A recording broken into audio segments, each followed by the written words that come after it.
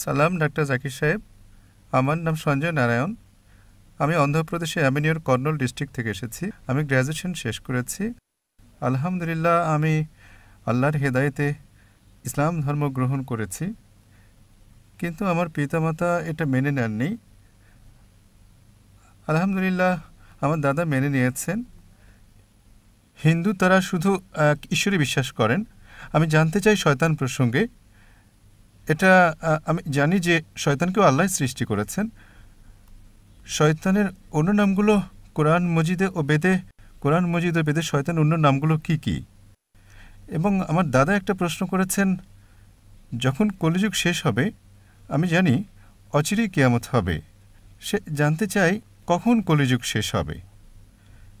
এবং অনেক হিন্দুরা শ্রীরাম, সাই বাবা, শ্রীকৃষ্ণকে। আমি জানি যে আল্লাহ শুধু একজনই, কিন্তু সব মিলিয়ে পয়গম্বর তো অনেক এসেছেন, প্রায় 1,24,24,000 পয়গম্বর। শ্রীকৃষ্ণ, শ্রীরাম, সাই বাবা তারা কি পয়গম্বর ছিলেন?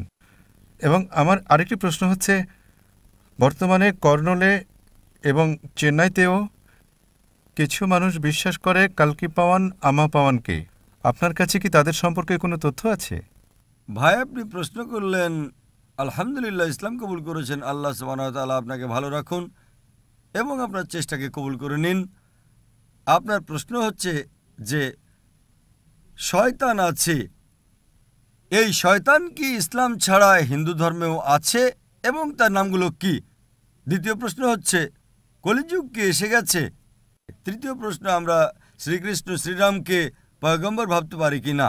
এবং চতুর্থ প্রশ্ন হচ্ছে কলকি অবতার প্রসঙ্গে। প্রথম প্রশ্ন, শয়তানের নাম কি? শয়তানের যে প্রধান, তার নাম কোরআন মজিদে আছে ইবলিশ। কিন্তু কোরআন মজিদে বলা আছে সূরা নাসে যে যেসব লোক যারা মনের মধ্যে দ্বিধাদ্বন্দ্ব জাগায় নিজেদের মনে এবং তারপর সরে যায়, তারা মানুষের মধ্যেও আছে, জিনের মধ্যেও আছে। শয়তান কোরআন মাজিদ অনুযায়ী মানুষের মধ্যেও শয়তান আছে, জিনদের মধ্যেও আছে। মানুষ এবং শয়তান উভয়কেই স্বাধীনতা দেওয়া হয়েছে। আমরা চাইলে আল্লাহর কথা মানতে পারি, চাইলে নাও মানতে পারি। যে লোক স্বাধীনতা পাওয়ার পরও আল্লাহ সুবহানাহু ওয়া তাআলার আদেশ পালন করে, তাদের মর্যাদা ফেরেশতাদের উপরে। যে আল্লাহ তাআলার বিরুদ্ধাচরণ করে তাকে বলা হয় শয়তান। সুতরাং শয়তান মানুষের মধ্যেও আছে এবং জিনদের মধ্যেও আছে। আর এই প্রসঙ্গে বিভিন্ন ধর্মগ্রন্থ বলা হয়েছে শয়তান বা ডেভিল, ইংরেজিতে বলা হয় ডেভিল, বাইবেলে তার নাম হচ্ছে ডেভিল। একইভাবে হিন্দু ধর্ম সহ অন্যান্য ধর্মগ্রন্থেও লেখা আছে শয়তান, এবং পার্সি ধর্মের গ্রন্থে এহেরমান। তাই সব ধর্মে একটা শয়তানি শক্তি আছে, তাকে শয়তান বলেন, ডেভিল বলেন বা ইবলিশ বলেন। আপনার দ্বিতীয় প্রশ্ন হচ্ছে কলিযুগ সেটা কি এসে গেছে?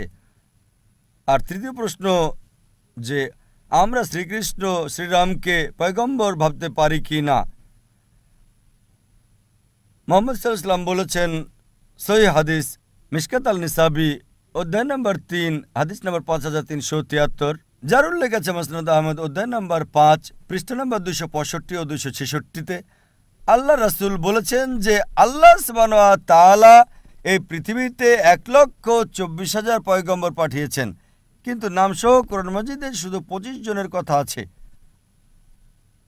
আদম আলাইহিস সালাম, নূহ আলাইহিস সালাম, ইব্রাহিম আলাইহিস সালাম, মুসা আলাইহিস সালাম, ঈসা আলাইহিস সালাম, মুহাম্মদ সাল্লাল্লাহু আলাইহি ওয়াসাল্লাম সহ 25 জনের নাম আছে। কিন্তু কোরআন মাজিদে লেখা আছে সূরা ফাতির সূরা নম্বর 35 আয়াত নম্বর 24-এ, ওয়া ইম মিন উম্মাতিন ইল্লা খালা ফিহা নাযীর, এমন কোন উম্মত ছিল না যার কাছে আল্লাহ সুবহানাহু ওয়া তাআলা সতর্ককারী পাঠাননি।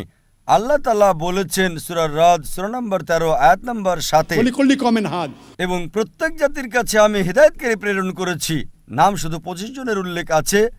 আল্লাহর রাসূল বলেছেন 1,24,000 পয়গম্বর। আপনি আমাকে জিজ্ঞেস করলেন যে হতে পারে শ্রীকৃষ্ণ পয়গম্বর ছিলেন, অথবা হতে পারে যে শ্রীরাম পয়গম্বর ছিলেন। যেহেতু কোরআন মাজিদে শ্রীকৃষ্ণ অথবা শ্রীরামের কথা বলা হয়নি, কোনো সহিহ হাদিসেও নেই, এজন্য আমি বলতে পারবো না যে তারা পয়গম্বর ছিলেন।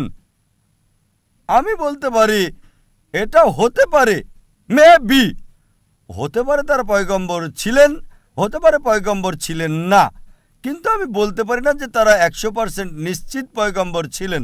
কিছু মানুষ বলে রাম আলাইহিস সালাম, এটা ভুল, এটা বললে ভুল হবে। তাই শ্রীকৃষ্ণ শ্রীরাম হতে পারে পয়গম্বর ছিলেন, হতে পারে পয়গম্বর ছিলেন না, কিন্তু যদি তারা পয়গম্বর হয়েও থাকেন, যে সকল পয়গম্বর মুহাম্মদ সাল্লাল্লাহু আলাইহি ওয়াসাল্লামের পূর্বে এসেছেন তাদেরকে শুধু একটা জাতির জন্য পাঠানো হয়েছিল, তাদের গোত্রের জন্য, এবং তাদের কথা একটা নির্দিষ্ট সময়ের জন্য নির্ধারিত ছিল।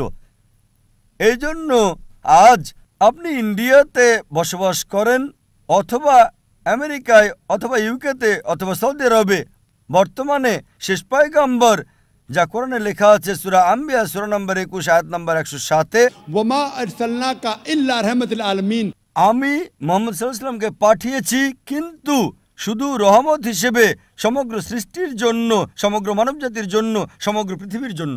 যেহেতু মুহাম্মদ সাল্লাল্লাহু আলাইহি ওয়াসাল্লাম ছিলেন শেষ পয়গম্বর, তাকে শুধুমাত্র মুসলমান বা আরবদের জন্যই পাঠানো হয়নি, তাকে পাঠানো হয়েছিল সমগ্র মানবজাতির জন্য।